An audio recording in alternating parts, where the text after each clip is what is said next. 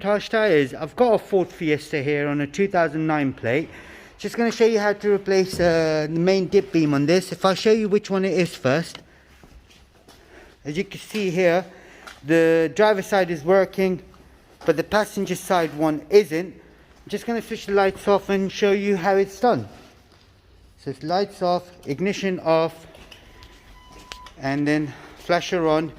All you got to do first is if you could remove this fuse box cover. Once you remove this, you've got to push this in and then gently lift it out.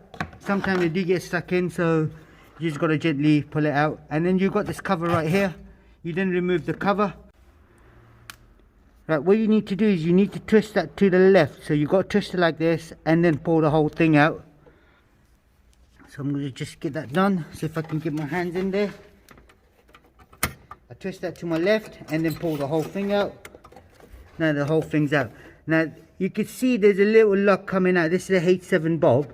So when you pull this bulb out, there's only one way the bulb would go back in as well. So you've got a little stop point right there. So this lug here would go in like this. You can't put it in like this. If you did, then your beam image would be incorrect. You need a H7 bulb, which is this one right here. And never hold the bulb from the front of the lens. Always hold it from the back when you take it out from the box as well. So like I said to you, that bit goes down. And then this way you won't forget how you pulled it out as well. You then slot the whole thing in. And make sure it slots in.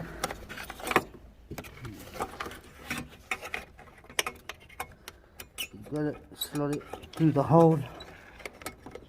Here's a bit of a tight spot. Right, now that the bulb holder's in, I then twist that to my right. It's a bit of a tight spot, but hey, it's never too tight.